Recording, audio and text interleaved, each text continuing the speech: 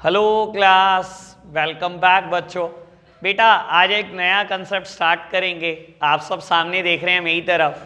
बेटा लिख लो मेरे साथ साथ concept number 8, dishonour of a bill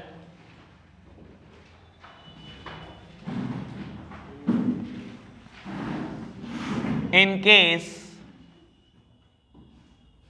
bill is retained till maturity।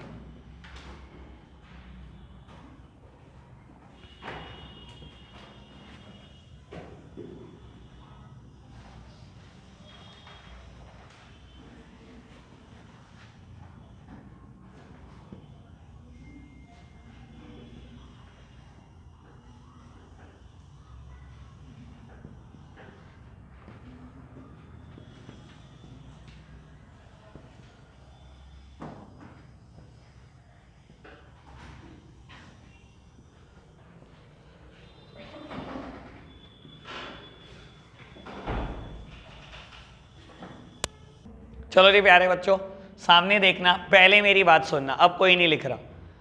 बाबू जैसे बिल में हमने 4 केस पढ़े थे usage of bill of exchange, बेटा वैसे ही डिसऑनर में भी 4 ही बातें हैं। हमने 4 यूसेज पढ़े थे बेटा। या तो आप बिल को रिटेन कर सकते हो टिल मैच्योरिटी, या बेटा हम बिल को डिस्काउंट करा सकते हैं फ्रॉम बैंक, या बेटा हम एंडोज कर सकते हैं, या बेटा बैंक को भेज सकते हैं सेंट फॉर कलेक्शन। ठीक है ना बेटा। ऐसे ही बेटा इन चारों केस में बिल डिसऑनर भी तो हो सकता है बेटा बैंक मेरे पास ही पड़ा हो, यानी कि ड्रॉअर के पास पड़ा हो सकता है बेटा बैंक बिल बैंक में पड़ा हो बेटा और वहां पर डिसऑनर हो जाए। हो सकता है बेटा बिल क्रेडिटर के पास पड़ा हो आपके और वहां डिसऑनर हो जाए, और हो सकता है बेटा आपने बैंक में भेजा है फॉर कलेक्शन, वहां डिसऑनर हो जाए। तो बेटा डिसऑनर में भी गिनती की ये 4 ही बातें होंगी। ठीक है जी। आज बेटा हम डिसऑनर ऑफ अ बिल पढ़ लेंगे। कब बेटा? जब हमने बिल को रिटेन किया टिल मैच्योरिटी। है बहुत सिंपल, कोई मुश्किल बात नहीं है। आप सब सामने देखना बेटा मेरी तरफ। बाबू सेल की एंट्री यहां पर बिल्कुल वैसे ही जैसे आज तक होती है बेटा, debtor debit to sales account. बाबू यहां पर एंट्री बिल्कुल वैसे ही परचेज की जैसे आज तक होती है, purchase account debit to creditor. बाबू बी आर ये लिखेगा तो डेटर को बुक से खत्म कर देगा, ये बेटा अपने क्रेडिटर को बुक से खत्म कर देगा और एक नई लायबिलिटी क्रिएट कर देगा जिसका नाम है बिल्स पेबल। ये पुरानी बात। अभी क्या होता था बेटा, आज तक जो हमने पढ़ा है, ये पैसे दे देता था मैच्योरिटी पे, ये रिसीव कर लेता था। लेकिन बेटा अब क्या हुआ? डिसऑनर हो गया बिल। डिसऑनर मतलब यानी कि इसने अपॉन मैच्योरिटी पैसे नहीं दिए, डिसऑनर हो गया बेटा, जिसको आप प्यार से बाउंस बोलते हो बेटा। ठीक है ना। इसने पैसे नहीं दिए, अब पैसे नहीं मिले हैं इसको। बहुत आराम से बात समझना। ये जो एंट्री होगी ये कब होगी? Due date. ड्यू डेट पे आपको पता लगा कि ये पैसे नहीं दे रहा आपको भाई। ठीक है जी। एंट्री क्या करेंगे सुनना। सर एक बात मैंने पहले भी बोली हुई है, क्या ड्यू डेट पे एक्स जाएगा वाई के घर? क्यों नहीं जा सकता बेटा? अगर एक्स गया वाई के घर और वाई ने पैसे देने से मना कर दिया तो बेटा कुछ भी रिकॉर्ड नहीं हो पाएगा। ठीक है ना। उसके बाद एक्स ने अगर केस भी फाइल किया ना वाई के ऊपर, बेटा एक्स कभी भी खुद नहीं जाएगा वाई के घर। अगर ये गया भी और वाई ने पैसे देने से मना कर दिए तो बेटा कोर्ट के पास कोई प्रूफ नहीं आया कि आप गए थे। ठीक है ना। और होता पता है क्या प्रैक्टिकली बेटा, एक्स जब केस फाइल करता है ना बेटा ऐसे केसेस में वाई के ऊपर, तो वाई कहता है मैं तो ड्यू डेट पे पेमेंट तैयार रखी हुई थी, ये आए नहीं, ये आते पेमेंट लेने तो मैं पेमेंट देता। बाबू आपके पास कभी कोई ऐसी चीजों का प्रूफ नहीं होता, तो आप करते क्या है बेटा, आप कोर्ट जाते हैं डायरेक्टली, और कोर्ट से बेटा एक पर्सन होता है नोटेरी पब्लिक, उसको लेकर जाते हैं बेटा वाई के घर। नोटेरी पब्लिक वाई से पैसे मांगता है। अगर वाई ने वहां पैसे देने को मना कर दिया बेटा, तो क्योंकि वो कोर्ट का पर्सन है बेटा, इसीलिए लीगल वैलिडिटी क्रिएट हो जाएगी कि वाई ने पैसे नहीं दिए। और अगर वाई ने पैसे नहीं दिए, अब आपके पास पूरा राइट आएगा केस करने का। समझ आई बात? क्लियर है बात? बाबू अब लेकिन नोटेरी पब्लिक फ्री में तो काम नहीं करता होगा बेटा, हम इसको एक चार्जेस देते हैं नोन एज नोटिंग चार्जेस। ठीक है ना, जो कि एक बड़ी नॉमिनल सी अमाउंट होती है, 100-200 रुपए बस, इससे ज्यादा ये अमाउंट नहीं होती, बहुत नॉमिनल अमाउंट होती है। बाबू ये नोटिंग चार्जेस फिलहाल के लिए पे किसने करे हैं? एक्स ने या वाई ने? जितनी कहानी मैंने बताई एक्स ने पे करे होंगे। क्या एक्स की गलती की वजह से पे हो रहे हैं? किसकी गलती की वजह से पे हो रहे हैं नोटिंग चार्जेस? सही मायने में वाई की वजह से तो पे हो रहे हैं बेटा, वाई की वजह से पे हो रहे हैं ना, तो हम ये निकलवाएंगे पैसे किससे? वाई से। ठीक है जी, अब मेरी तरफ देखना आप सामने बेटा, ड्यू डेट पे डिसऑनर की एंट्री मैं करने जा रहा हूं पहली बार, बहुत आराम से सुनना बेटा। डिसऑनर हो गया बिल, आप एक बात बताओ मेरे को, जैसे ही बिल डिसऑनर हो गया बीआर खत्म हो गया, क्या इसने पैसे दे दिए बेटा वाई ने आपके? पहले आपने वाई को डेटर बनाया, फिर आपने वाई को बुक्स से खत्म कर दिया कि मेरे पास एक नई एसेट आ गई है बीआर, लेकिन अगर उसने डिसऑनर हो गया, बिल के पैसे ही नहीं दिए बेटा, तो आप क्या करोगे? वाई को दोबारा डेटर बना दोगे कि भाई पैसे तो तूने देने ही है, तूने कौन से दिए, तेरा तो बिल डिसऑनर हो गया। ठीक है ना, मान लो बेटा 10,000 रुपए का सामान बेचा था और आपने 10,000 का बिल लिखा था, और आज वाई ने क्या करा बेटा, आपके पैसे नहीं दिए, तो आपका बिल कैंसिल होने जा रहा है बेटा 10,000 का, बिल तो खत्म ही हो गया बेटा। आपने दोबारा डेटर बना लिया, लेकिन 10,000 के लिए नहीं, कुछ ज्यादा अमाउंट के लिए। कौन सी ज्यादा अमाउंट? जो आपने नोटिंग चार्जेस पे करे हैं। एक बात बहुत आराम से सुनना, आपने नोटिंग चार्जेस पे करे, कैश आया होगा गया होगा? हमेशा ध्यान रखना, noting charges always paid in cash, ये बैंक से नहीं होते। तो मैं किससे एंट्री करूंगा? कैश से ही। सर आपने कैश में पे करे हैं नोटिंग चार्जेस, आप क्या करोगे बेटा? कैश जब जाता है बेटा, क्रेडिट होता है, मान लो 100 रुपए आपने पे करे, तो आपने वाई को डेटर बनाया 10,100 के लिए कि 10,000 का तो बिल ही था, तो दोबारा से डेटर बन गया मेरा 10,000 का, और तेरे बिहाफ पे मैंने ये 100 रुपए पे करे हैं, तेरी वजह से पे करे हैं, तो मेरी जेब से 100 रुपए गए हैं, मैं तुझसे ही निकलवाऊंगा, पूरे डेटर बना दिया मैंने 10,100 रुपए का। कोई दिक्कत तो नहीं बेटा। वाई की बुक्स में एंट्री करने का तरीका थोड़ा अलग होगा, सुनना बहुत आराम से बेटा। ये क्या करेगा, इसने एक लायबिलिटी क्रिएट की थी बीपी, अगर इसने पैसे ही नहीं दिए, ये ड्यू डेट पे एंट्री होगी बेटा, लिख दूं ड्यू डेट पे, जब इसने पैसे ही नहीं दिए तो बेटा बीपी तो खत्म हो गया, और आप दोबारा से लायबिलिटी बनाओगे, यानी कि दोबारा से क्रेडिटर खड़े करोगे बेटा एक्स को, कि मैंने एक्स के कितने पैसे देने हैं? 10,000 देने। लेकिन बेटा बहुत आराम से इस बात को समझना कि आपकी वजह से नोटिंग चार्जेस का खर्चा हुआ है। सर खर्चा किसका है? वो सही मायने में एक्स का है वाई का? एक्स बाबू, खर्चा तो वाई का है ना, वो इसकी वजह से हो रहा है सब कुछ। तो बेटा सारे खर्चे क्या होते हैं? डेबिट होते हैं, तो ये खर्चा रिकॉर्ड करेगा। BP account debit, noting charges account debit 100 रुपए, और एक्स को बेटा क्रेडिटर बनाएगा पूरे 10,100 रुपए के लिए। कोई दिक्कत तो नहीं बेटा। इसने कैश दिया है, इसने कैश नहीं दिया, ये अपना खर्चा रिकॉर्ड करेगा और वाई को क्रेडिटर बना देगा कि मैंने वाई को अब कितने पैसे देने, सॉरी एक्स के कितने पैसे देने? 10,100 रुपए देने। 10,000 तो पहले ही देने थे, 100 रुपए का खर्चा हो गया बेटा, 100 रुपए खर्चे के पैसे देने। कोई दिक्कत तो नहीं, बात समझ में आई अब तक? अब बेटा इसके बाद भी ना दो किस्से हो सकते हैं। क्वेश्चन कह दे 10 दिन के बाद, 15 दिन के बाद इसने पैसे दे दिए। अगर इसने पैसे दे दिए तो मैं एंट्री क्या करूंगा? Bank debit, bank debit to, ये बताओ टू बी आर या वाई? वाई, क्योंकि बेटा बी आर नाम की कोई चीज नहीं है, खुद सोच लो, देख लो। बी आर 10,000 रुपए का था, बी आर 10,000 रुपए का खत्म हो गया। वाई 10,000 का था, यहां खत्म हो गया था, लेकिन आपने दोबारा वाई को डेटर बनाया हुआ, यानी कि वाई तो एग्जिस्ट करता है बेटा, लेकिन बी आर एग्जिस्ट ही नहीं करता। ठीक है ना? क्वेश्चन ऐसा कह सकता है 10 दिन के बाद वाई ने पैसे दे दिए। अगर पैसे दे दिए तो बेटा क्या होगा? Bank account debit to Y. कितने रुपए देने हैं? 10,100 रुपए। और बेटा ये क्योंकि पेमेंट करेगा तो ये लिखेगा टू बैंक अकाउंट, और बेटा अपने क्रेडिटर को आप बुक से खत्म कर दोगे। कोई दिक्कत तो नहीं बेटा? बात समझ में आई? ठीक है ना? ध्यान रखना, मान लो ये ड्यू डेट आती है, मान लो ये 1 जनवरी थी, ठीक है, और 3 महीने का बिल था।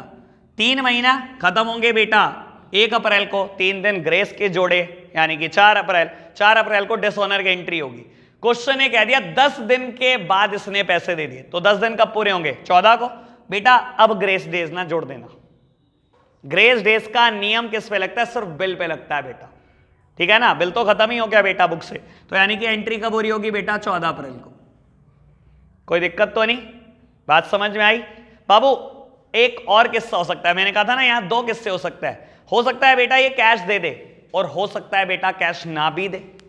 क्वेश्चन कह दे बेटा कि वाई ने रिक्वेस्ट करी कि मैं आज पेमेंट नहीं दे पाया, मेरे ऊपर एक और बिल लिख दो 3 महीने बाद का और 3 महीने की मुझसे ब्याज ले लो।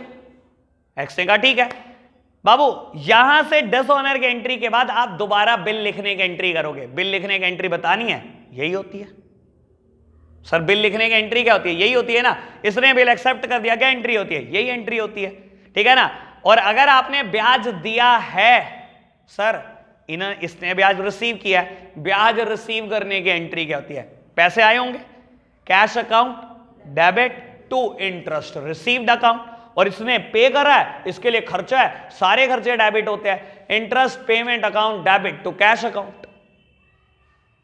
और कह सकता है अपॉन मैच्योरिटी वो बिल पे कर दिया, और अगर पे कर दिया तो बेटा वही एंट्री जो आज तक होती आई है, bank account debit to BR, नया बीआर खत्म हो जाएगा बेटा, और ये पे कर रहा है बेटा टू बैंक अकाउंट, डेबिट किसको करेगा? बीपी अकाउंट को।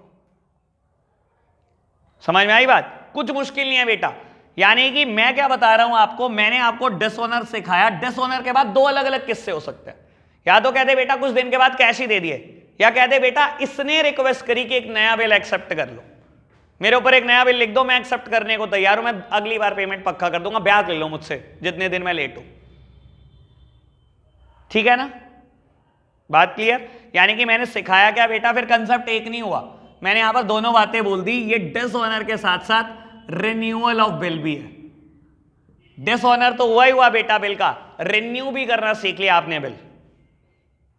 क्लियर बात? अब इस पर बेस बेटा मुझे 3 क्वेश्चन करने हैं अभी आज। ठीक है जी, पहले आप इसको नोट डाउन करो, फिर बेटा बैक टू बैक क्वेश्चन करेंगे। लो प्यारे बच्चों, बेटा बुक का इलस्ट्रेशन नंबर 12 स्टार्ट करेंगे। पहले बहुत आराम से रीड करेंगे, ठीक है जी, बहुत आराम से रीड करेंगे इसको। बाबू क्वेश्चन रीड कर रहा हूं मैं, पेज नंबर 18.20 कहता है ऑन 1 जनवरी 2020। मतलब इस क्वेश्चन ने मेरा दिल जीत लिया। मैंने एक्स और वाई माना, इसने भी एक्स और वाई माना। मैंने 1 जनवरी ली, इसने भी 1 जनवरी। मैं दो मिनट से इसलिए यही पढ़े जा रहा हूं। क्या हो गया, मैं एंट्री नहीं करूंगा अब दोबारा, इसी में एडजस्टमेंट हो जाएगी सारी। क्वेश्चन करता हूं, लो जी बेटा, कहता है 1 जनवरी 2020 X sold goods to Y for 20,000 less 2% cash discount. X ने Y को 20,000 का गुड्स बेचा और 2% कैश डिस्काउंट है। सर पहले बताओ कैश डिस्काउंट का पर्पस याद है? मतलब प्रॉम्प्ट पेमेंट। बेटा अगर आपको प्रॉम्प्ट पेमेंट मिलेगी तभी तो कैश डिस्काउंट देंगे, और आप बेटा प्रॉम्प्ट पेमेंट करेंगे तभी तो बेटा आप अवेल कर पाएंगे कैश डिस्काउंट। और अगर उधार होगा तो कैश डिस्काउंट कुछ कर सकती है आपका? कुछ भी नहीं। पढ़ते चलो। Y paid 50% price immediately and X drew a bill on Y for 2 months for the balance। बेटा यानी कि 20,000 में से 10,000 तो उसने आज ही दे दिए, और जो 10,000 उसने आज दिए हैं उस पर कैश डिस्काउंट मिला होगा, और बाकी के 10,000 वो उधार है, उसका 2 महीने का बिल लिखा जा रहा है। ऐसा ही है, रीड कर पा रहे हो आराम से? नेक्स्ट वन कहता है this bill is duly accepted by Y, the bill was dishonoured on a due date and X paid 100 as noting charges. Y paid the due amount to X by check after 10 days। Sir ये वही किस्सा आ गया जो मैंने अभी तक assume किया है कि बाबू पहले बिल डिसऑनर हो गया और 10 दिन के बाद आपने चेक से पेमेंट भी कर दी। ठीक है जी, और कहता है बेटा pass the necessary journal entry in the books of both the parties. लो प्यारे बच्चों मेरी तरफ देखना, सर यहीं से क्वेश्चन करेंगे। ठीक है जी, आप सब सामने देख रहे हैं मेरी तरफ, यहीं से क्वेश्चन हो जाएगा, कुछ भी नहीं बदलेगा। बस पहली एंट्री थोड़ी सी बदलनी पड़ेगी क्योंकि मैं कॉम्बो एंट्री कर दूंगा यहां पर इसकी जगह पर। ठीक है जी, लो बाबू कंबाइन एंट्री करते हैं 1 जनवरी के दिन। ठीक है जी, 1 जनवरी 2000, ईयर दिया है 20। बेटा 1 जनवरी 2020 X ने Y को सामान बेचा 20,000 का, 2% कैश डिस्काउंट है। कहता है Y ने आज ही 50% पेमेंट कर दी। ठीक है जी, यानी कि बेटा आपने सामान बेचा सबसे पहले तो to sales account without any doubt. सबसे पहले बेटा टू सेल्स अकाउंट कितने का सामान बेचा? 20,000 रुपए का सामान बेचा। ठीक है जी बाबू, आधे पैसे आज ही मिल गए। अगर आज ही मिल गए बेटा, पैसे आए हैं, कैश अकाउंट डेबिट, ठीक है ना। और बेटा जितनी प्रॉम्प्ट पेमेंट है आपने उसके लिए 2% डिस्काउंट भी दिया होगा, और बेटा अगर आपने डिस्काउंट दिया है तो आपके लिए लॉस ही तो है। और बेटा नॉमिनल अकाउंट का रूल क्या बोलता है, debit all the expenses and losses, सारे खर्चे सारे लॉस डेबिट कर दो। बेटा आपने डिस्काउंट दे दी 2%, आपने क्या करा होगा बेटा, डेबिट किया होगा, डिस्काउंट अलाउड अकाउंट डेबिट। और बेटा ये तो आधी पेमेंट मिली ना, आधी क्या है, आधी तो उधार ही है बेटा। लो जी वाई डेबिट, मैंने कॉम्बो एंट्री पास करी, आप चाहो तो अलग अलग भी कर सकते हो। एक एंट्री करो बेटा वाई टू सेल्स कि 10,000 का उधार है, और एक एंट्री करो बेटा cash debit discount allowed account debit to sales, कितने रुपए बेटा 9800, 200 और बेटा 20,000। बाबू आधा उधार है आधा नगद भी तो है, 10,000 का 2%, 200 रुपए, 200 रुपए की डिस्काउंट, आपने बेटा नगद रिसीव किए होंगे 9800। कोई दिक्कत तो नहीं, मैंने कॉम्बो एंट्री पास की, ठीक है जी। ऐसे ही बेटा इधर 1 जनवरी को क्या हुआ होगा, आपने गुड्स परचेज किए हैं, परचेज अकाउंट डेबिट, आपने बेटा कैश पे किया है, कैश जब भी जाता है बेटा क्रेडिट, आपने डिस्काउंट रिसीव किया है बेटा credit all the income and gain, ये बोलता है नॉमिनल अकाउंट। और बेटा एक्स को क्रेडिटर बना लो आधी पेमेंट के लिए, क्योंकि आपने आज आधी ही की है बेटा। कोई दिक्कत तो नहीं, ये फोन चल रहा है बेटा, किसी का पिट जाएगा, इतनी बात, कोई दिक्कत तो नहीं, समझ आई बात। बढ़े आगे बेटा, कहता है उसके बाद 1 जनवरी को ही बची हुई आधी पेमेंट के लिए आपने बिल लिख दिया, बिल लिखने की एंट्री यही। और बेटा यहां पर भी सेम एंट्री, और बेटा बिल ये 2 महीने का था, ऐसा ही ये 2 महीने का था, और अपॉन मैच्योरिटी ये बिल डिसऑनर हो गया, और 10 दिन के बाद बेटा वाई ने चेक से पेमेंट कर दी, यही हुआ अपॉन मैच्योरिटी 2 महीने, 1 मार्च को, 3 ग्रेस डेज 4 मार्च 2020। बेटा आप क्या करोगे, वाई को दोबारा से डेटर बना लोगे, पैसे थोड़ी दिए आपने, और बेटा क्योंकि बिल डिसऑनर हो गया यानी कि बिल तो खत्म ही हो गया बेटा, तो बिल को बुक से खत्म कर दो। एज वेल एज आपने नोटिंग चार्जेस पे किए होंगे which is always paid in cash, तो बेटा मैं लिखूंगा टू कैश, शायद क्वेश्चन में 100 ही है चार्जेस, इतनी सिमिलैरिटी कैसे हो सकती है भाई, ठीक है ना। और 10 दिन के बाद पेमेंट करी, और बेटा 10 दिन पूरे हो जाएंगे 14 मार्च को, आपको चेक रिसीव हुआ, इसीलिए एंट्री बैंक से करना, कैश कह देता तो बेटा मैं कैश लिख देता। सेम एंट्री यहां पर हो जाएंगी बेटा, ये 4 मार्च की एंट्री है और ये बेटा 14 मार्च की एंट्री है। कोई दिक्कत तो नहीं प्यारे बच्चों, ऑल ओके, क्लियर है सब। बेटा नोट डाउन कर लो, फिर हम अगला इलस्ट्रेशन करते हैं स्टार्ट। बेटा इलस्ट्रेशन नंबर 13 स्टार्ट कर रहे हैं, और इस इलस्ट्रेशन में बेटा रिन्यूअल की बात आएगी, ठीक है जी। पहले रीडिंग में टाइम खर्च करना ताकि बेटा बाद में टाइम ना लगा पाओ, ठीक है जी। चलो कहता है बेटा on 1 April 16 Y accept a bill drawn by X for 2 months for 50,000 in payment of debt. बेटा कहता है वाई ने बिल एक्सेप्ट कर दिया एक्स का 50,000 रुपए का 2 महीने का किसी डेट की पेमेंट में। सर ये बताया गया आपको सेल्स परचेज, तो एंट्री होगी सेल परचेज की, नहीं, सीधा बिल लिखना और सीधा बिल एक्सेप्ट कर रहा है, ठीक है जी।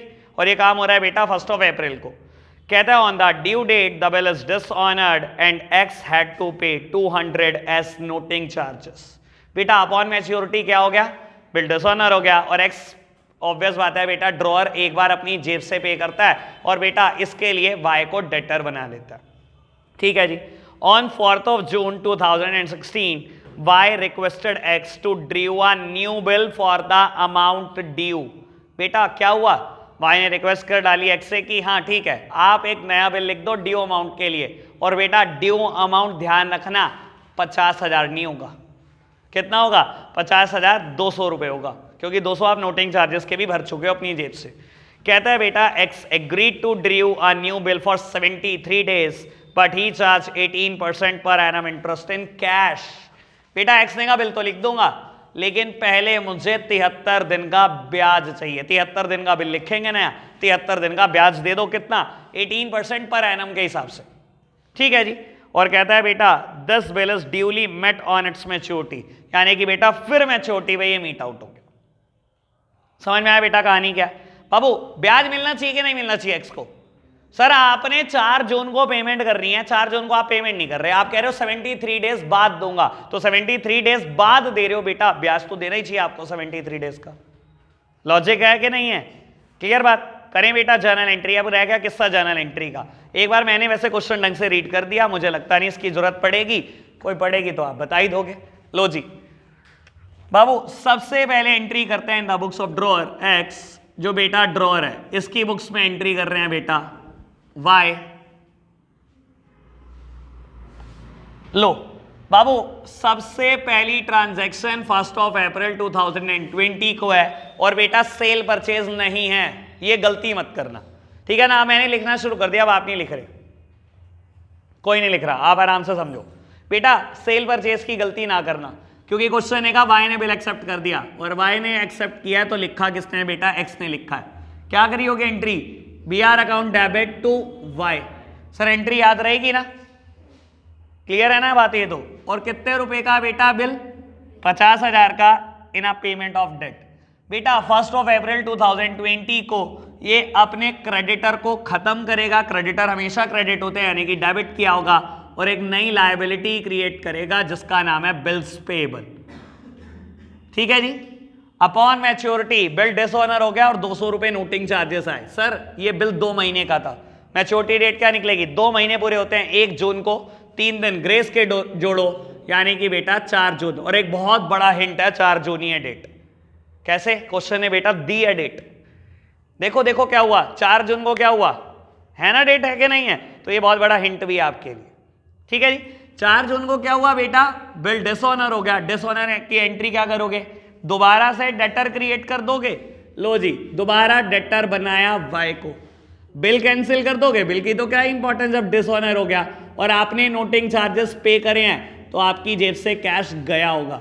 50,000 का बिल कैंसिल करने चले, 200 आपने पे कर दिए, वाई को डेटर बनाया पूरे 50,200 रुपए के लिए, जो अब तक करिए। पिछले क्वेश्चन में भी तो यही किया था मैंने, कुछ अलग थोड़ी किया बेटा। ऐसे ही ट्रांजैक्शन यहां पर होगी 4 जून 2020 को। बेटा ये क्या करेगा? बिल्स पेएबल नाम की लायबिलिटी खत्म कर देगा।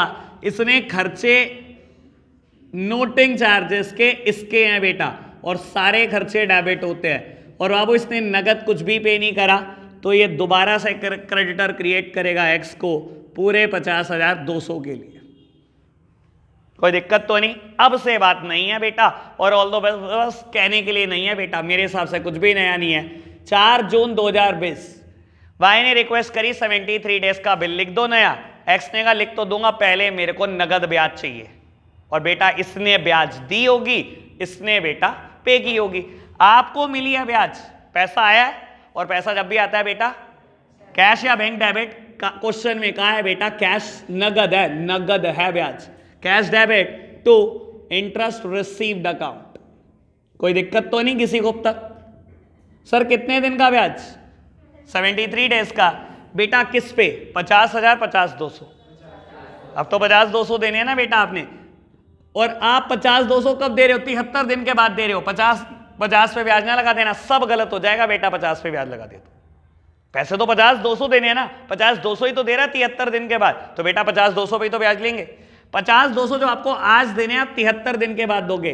बस ध्यान रखना 18% पर एनम लिखा है, पर एनम मतलब पूरे साल का ब्याज है, तो आप 73 डेज का ही चार्ज करेंगे। और ये भी बड़ा शान पंथी से इन्होंने 73 डेज दिया, क्योंकि इससे 365 कैंसिल होता है। ऐसे थोड़ी 73 डेज दे दिया इन्होंने आपकी कैलकुलेशन इजी करने के लिए। चलो खैर वैसे इजी हुई नहीं इससे। बाबू 502 मल्टीप्लाइड बाई 18 डिवाइडेड बाय 5 कर लोगे ना कैलकुलेट तो? लो अरे कुछ नहीं है, वैसे तो ये आएगा अमाउंट एग्जैक्ट सोचो तो। देखो कैसे कर रहा हूं मैं। 100 के 18 से मल्टीप्लाई करी 1800, 40 पैसे के 18 से मल्टीप्लाई करी 18 4 जा 72 होता है, यानी कि 7.2। तो मैंने तो ऐसे निकाल दिया 1 मिनट में। कैलकुलेशन को इजी आप करो, बाकी जैसे भी आप कर सकते हो, मैंने निकाल दिया। ठीक है जी। लो जी समझ आया सीट कैसे करा? अरे अच्छा मैंने क्या ये ले 50,200 था, 18% पर एनम इंटरेस्ट 73/365। ठीक है, 2 0 से 2 0 कैंसिल कर दी, ये 1/5 आ गया। 502 डिवाइडेड बाय 5, यहां से इसको कैंसिल करा, ये क्या आया 100.40 ही तो आया। बस यहां से यहां मल्टीप्लाई कर रहा हूं, पहले 18 की मैंने 100 से मल्टीप्लाई कर दी 1800, फिर 18 की मैंने 40 पैसे से मल्टीप्लाई कर दी 7 रुपए 20 पैसे, तो ऐसे आ गया।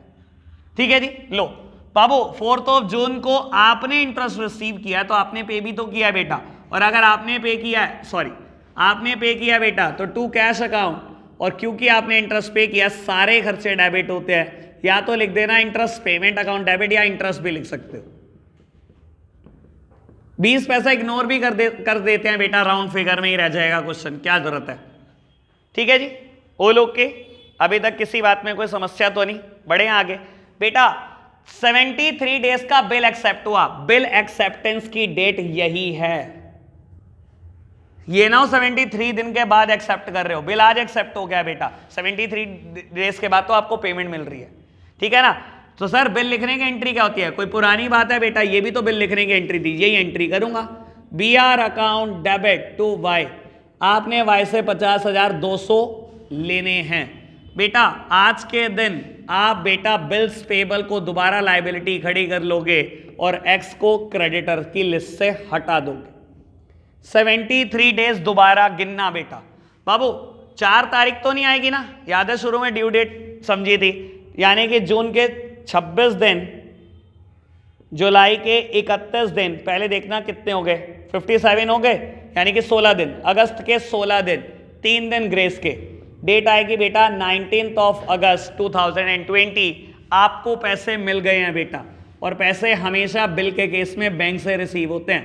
बैंक अकाउंट डेबिट BR आप बुक से खत्म कर लोगे, नए वाले 50,200 आपको मिल गए हैं। ऐसे ही बेटा 19 अगस्त को ये पे करेगा तो टू बैंक अकाउंट और बिल्स पेबल नाम की लायबिलिटी बुक से खत्म हो जाएगी।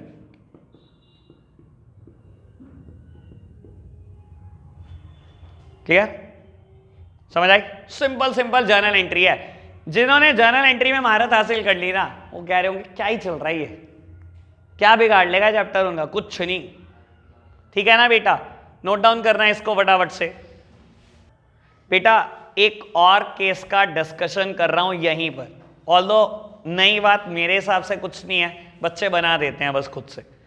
बाबू अगर ये क्वेश्चन कह देता कि वाई ने कैश नहीं दिया इंटरेस्ट, तो मैं क्या एंट्री करता, कैश नहीं मिला मेरे को, लेकिन इंटरेस्ट उसने एग्रीड किया कि वो इंटरेस्ट देगा, तो एंट्री क्या करता, नहीं दिया बेटा, कैश नहीं दिया, चेक से नहीं दिया, इंटरेस्ट नहीं, आज नहीं दिया, लेकिन प्रॉमिस करिए कि वो दे देगा, फिर एंट्री क्या करता बेटा, वाई को इंटरेस्ट के लिए भी डेटर बना देता कि वाई तुझसे पैसे लेने हैं, किस बात के, इंटरेस्ट रिसीव हुआ है मुझे इस बात के देर से 1807 रुपए लेने हैं। कोई दिक्कत है क्या इस बात में?